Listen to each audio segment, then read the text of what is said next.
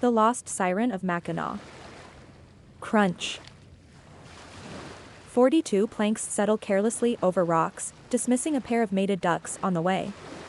As a rowboat must accommodate one hooded woman and her companion.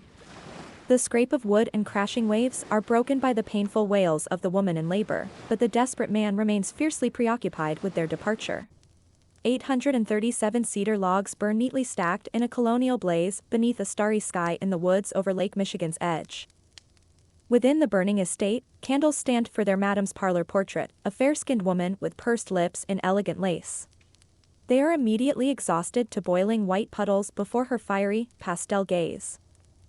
With little regard to the image of a woman's beautiful dark hair or flush-red cheeks, the flames lap wickedly toward her breast and dance, wildly devouring her silver neckpiece with ivory inlay. Her parlor window steals a fleeting moment from the advancing smoke. Curtains of flames frame the knight's departure at the water's black edge before the glass cracks into a splintered spider's eye perspective of the event. Outside the cabin, a single tree stands tall and sturdy, supporting the polished oak of a rifle. Air falls still as the shooter takes 2 deep breaths before closing a single eye to aim. The night's silence is pierced by a lone shot, which echoes against the bluff stone walls above. Decisively, the shot punctuates a final scream that emanates from the boat. Both eyes snap open, not expecting such a young vigorous wail, and then blink solemnly atop the disgusted silhouette, as they realize their terrible mistake. Chapter 1. Straits and Shores. The year is 1781. Caroline despised wearing her mother's braids. The pain she endured did not justify the outcome, which rarely complemented the extravagant bonnet she had received from her grandmother in London for Christmas. The lace adorning the wide-brimmed hat burdened her with the family's obligation to tradition and seemed to reflect their commitment to contempt for the abundant pleasures of the New World. However, it appeared her mother's guilt obliged her to wear it on every occasion. As Caroline galloped her horse, Smoke, onto the beach's path, she made a turn-off at Mission Hill, and the bonnet caught the budding lilac branch she had aimed at many times before. Just like when Caroline had imagined the dreaded garment getting snagged, she felt liberated and immediately began dreaming of fine-pressed hats that her beloved, Thomas, was off fetching beaver to create. She stood up from the saddle to meet the seagull's call and elegantly shook off the last of the slipping ribbon from her shackled head. She left Smoke in the shade and strained to look at the slivers of the setting sun across the straits. As her eyes filled with tears, she blinked faster, but the crimson shards cutting over the mirror of a lake were too bright for her long, delicate lashes to dispel. She felt a bite from the wind picking up, and the gulls took advantage. She retreated alone and waited between her knees to keep warm. Caroline thought of Thomas, keeping warm beside his fire for so many nights apart. As the sun moves beyond the round island tree line across the strait, the cooling waters obey their Great Lakes, and a buoy alters its tone as it pivots to the west. Caroline hears the announcement and jumps to see the arrival of a dual-mast caravel, the Serenity, around the next island. Caroline walked over to the stallbag where Smoke was munching on some branches. The branches were blocking the view of the beach from the road. She took her father's lantern from the wicker basket and primed the wick atop their picnic rock. First strikes on the flint missed the cotton pulled from her pocket, landing uselessly against the rock. Trying again, she ignited the wadding after settling herself and found the mantle with the wad without burning either finger this time. Caroline placed the lamp under a hood and signaled the black sails passing through the straits. Mouthing along as she transmitted the secret letters she and Thomas had conspired, she nodded to the vibrant pulse of the lantern shining out on the waves. The ship remained a silhouette. Caroline pauses and takes a deep breath before repeating her message to the merchant ship, hoping for a response from aboard the Serenity. She is determined not to miss any signal or response from the boat. Suddenly, a blinking strobe erupts beneath the rear mast of the ship, and Caroline's heart jumps with excitement. She can't believe her eyes and quickly pounces into the surf, ready to investigate further. As the sun slowly sets, the sky turns a beautiful rosy color, reminding Caroline of her mother's threats regarding the hat she had left behind. She knows that her mother will be angry with her for losing the hat, and she fears the punishment that will follow might keep her from Thomas. She extinguishes the lantern before gathering the mare and returning to retrieve the hat from wherever it might be tangled. As Caroline walked smoke through the small town, she saw soldiers lighting cage lamps filled with dung thatching on the streets. She sneered at another notice posted over dozens of others for conspirators against the crown, glued beneath the oil lamp outside the general store. She then urged Smoke to prance up the hill. Smoke carried his girl beside the monstrous fort her father had built into the walls of the island's southern-facing bluff. Walking beneath the towering grey stone, he and the teen slowly hiked up the green trail. They resemble a mounted butterfly dancing over purple bushes below. Tall walls of wooden spikes and whitewashed stone foundations welcome the vibrant teenager as she dismounts. Within the gates, mobs of red-coated boys perform final daily drills with their rifles, and Caroline cringes at the sounds of their fife. Anxious, Caroline cannot release Smoke quickly enough to the guard and barely remembers to repair her braids beneath her cap before climbing the steps to the mansion. Inside, her belongings are packed and waiting as her mother doles out orders to the house slaves, working diligently to remove the family from the property. Caroline's mother, a woman known for her posturing and grandiosity, strutted around the main level of the house with empty hands as if expecting someone to serve her. Mistress Sinclair barked. I presume that we will arrive in New York, and despite having barely prepared for our departure, you will be able to impress the governor with your usefulness. Harsh words carried a sharp edge, cutting into Dell, the kind and nurturing maid who had raised Caroline and her sisters. Feeling the weight of her mother's expectations, Caroline placed her hat on a trestle beside the stairs and leaned against the railing to sulk. Seeing the girl's distress, Dell offered a moment of solace with a gentle pat on her head, a small gesture of kindness amidst the chaos of their household.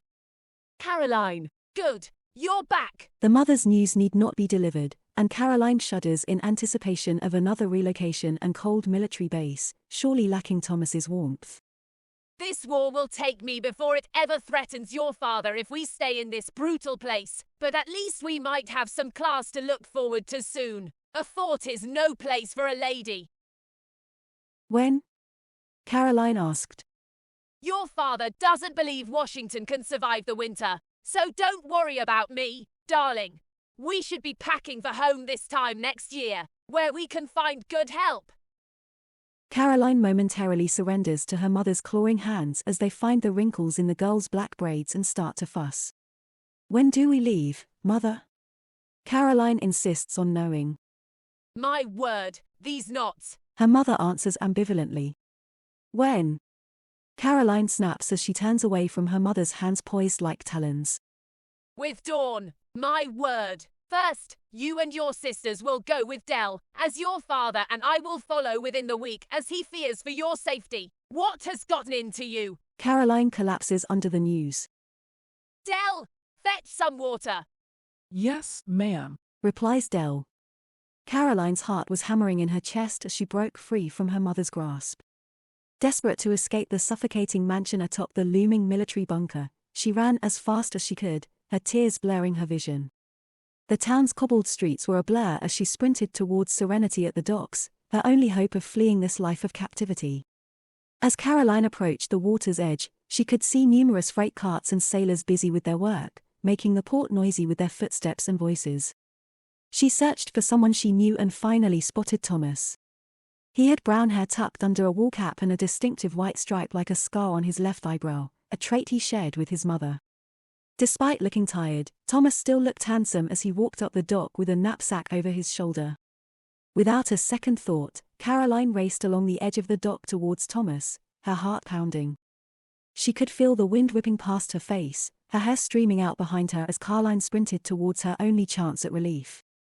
She collided with the boy as the girl reached him, stumbling and nearly falling into the water. But Caroline held on tight to Thomas's hand, their fingers interlocking in a tight grip as they both drew in deep breaths, their eyes meeting in mutual relief and gratitude. Below the deck of his ship, Thomas and Caroline find comfort in each other's embrace. The bundled sails around them create a cozy nest as Thomas slowly undoes Caroline's braids and corset. The night is calm, and they are lost in their world, oblivious to the tides outside. They can hear the gentle sound of water lapping against the ship's hull as they lie together. Tomorrow seems a world away as they bask in the warmth of each other's love.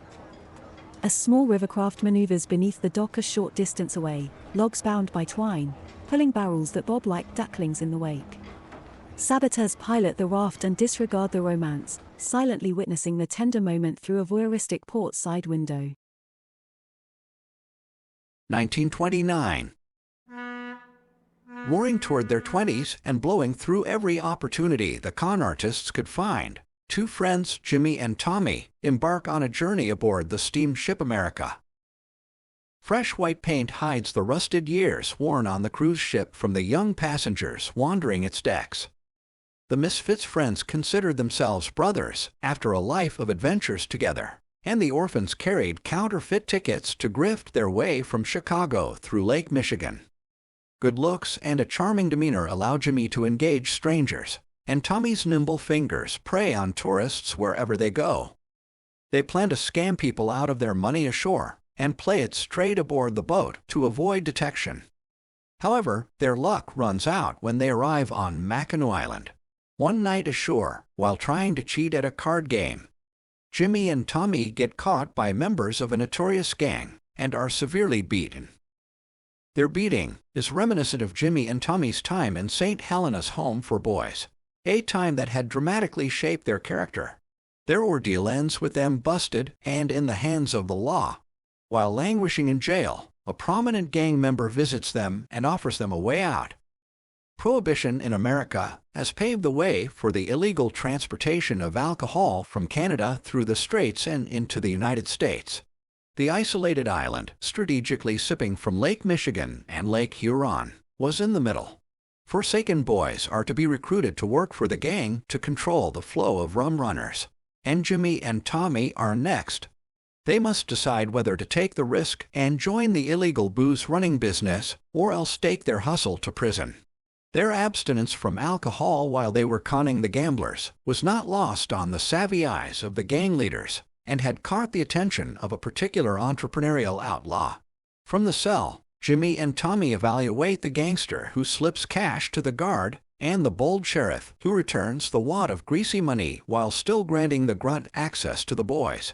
The gangster introduces himself as Alfonso and asks them to consider managing his island operations right before the officer. Mackinac Island was essential for storing the illegal booze, and distribution was hinged on the store's security behind the gang's various fronts.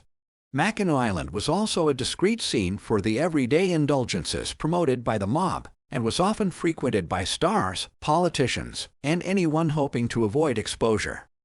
Reluctant to hear the entire scheme explained, the sheriff sees his way to his desk and turns his back to the naughty conference in his station.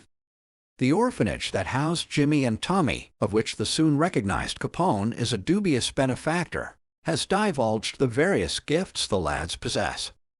It seems there have been designs on them for years, from listening to the fearsome monster of a man through the bars. Jimmy is recognized for a gift for numbers and excels at problem-solving. Tommy is a rough-and-tumble knifeman with an affinity for driving the new automobiles. Both lack respect for authority and are flush with a certain moral flexibility. Trusting one another to survive also demonstrated their loyalty. Together, Jimmy and Tommy make a formidable team. Ideal candidates for the corrupt work of the mob if the crooks can break and harness the wild boys. A run of bad luck is the leverage that could make the youths useful if the scar-faced man can manipulate them. Strong-seated, the pinstriped man illustrates their position with tantalizing zeal. Jimmy and Tommy find the decision is made when the rap sheet comes down with counterfeiting charges racked up aboard the SS America. Their offenses, including American and Canadian offense, are nothing to smirk at.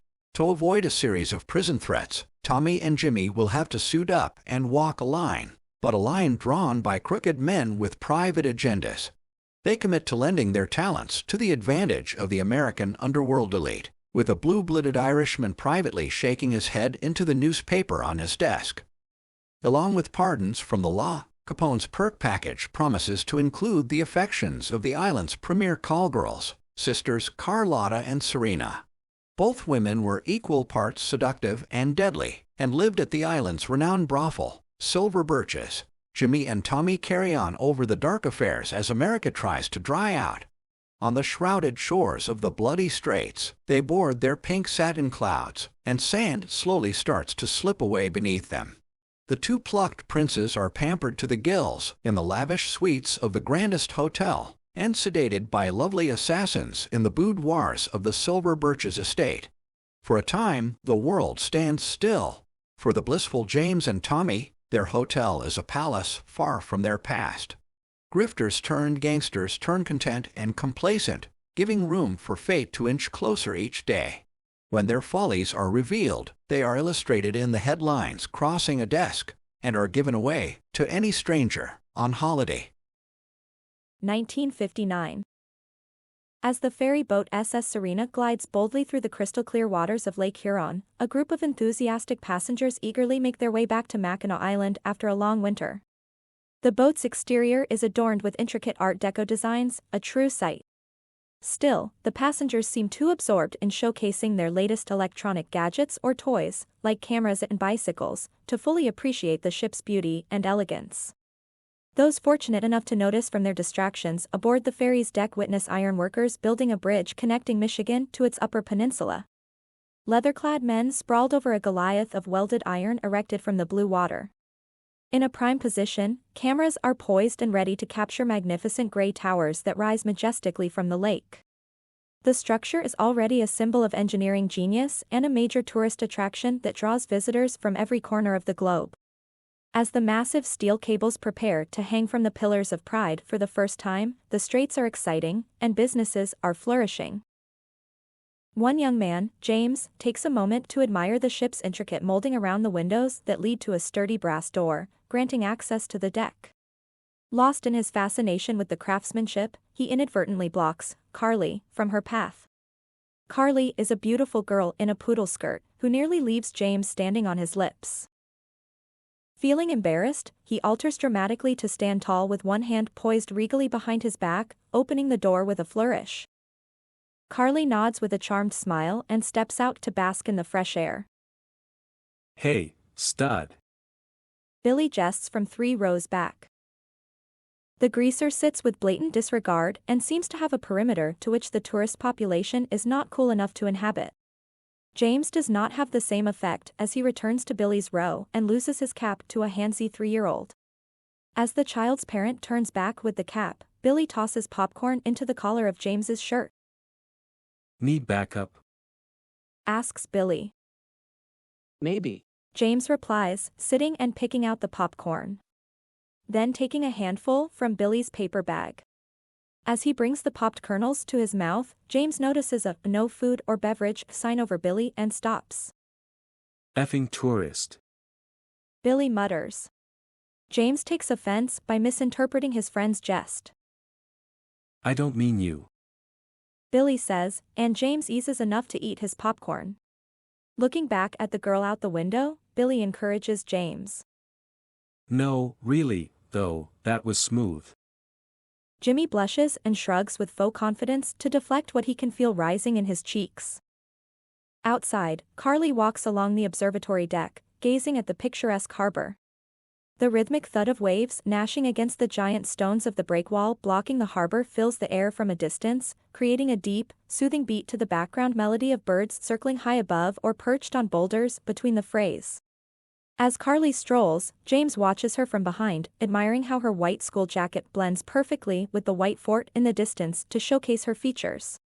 Her profile is stunning. Accentuated by the wind blowing her hair, which already resembled the loons fighting for attention behind her, the brunette caught several eyes passing by. Billy snaps his fingers at James. Effing tourists. James mutters to dismiss the evidence of his adoration for the pretty girl. Carly wanders around the ship's deck and spots a map lying haphazardly beneath one of the benches. Curious, she picks it up and attempts to examine it closely. As the captain cuts the engine for a wakeless entry into the harbor, the boat sends Carly toppling to a bench, where she investigates her find. The map Carly inspects appears to have belonged to a previous passenger and contains detailed information about all the popular destinations on the island. The state initially published the map, but the previous owner amended it. Carly now has a more complete map, with trails leading to each location and descriptions of their significance. Some casual notes are written in pencil but abbreviated, and the research appears to have been abandoned. Carly's eyes trace the stunning harbor depicted on paper as she breathes in the fresh air twisting through the straits and ignores notes of horse manure wafting from the island. Her gaze is soon drawn to the likeness of the Grand Hotel on the paper, and she follows a trail drawn in ink that winds along the island's rim. Looking on, Carly examines the map more closely, noticing a faded water painting picture of a scene on a bluff occupying the top right corner of the paper. The picture depicts two figures standing at the top of the bluff. A man wearing a wool overcoat and a Southern belle sporting a wide-brimmed purple hat. The bluff is named a Lover's Leap, and the picture is a bleeding black accent that adds an air of mystery to the scene. Below the illustrated cliff, the boxy foundation of a charred cabin is printed with the title of Silver Birches underneath. Carly takes a notepad from her purse and quickly jots down the names. On the opposite side of the map, she reads the address from the library stamped in purple ink and copies it into her notes. With her materials in her bag, Carly stands up to disembark from the ship. Seagulls surf the ship's wake and then scuttle beneath the wooden braces. She looks at the crystal blue water, swallowed by the inky blackness below.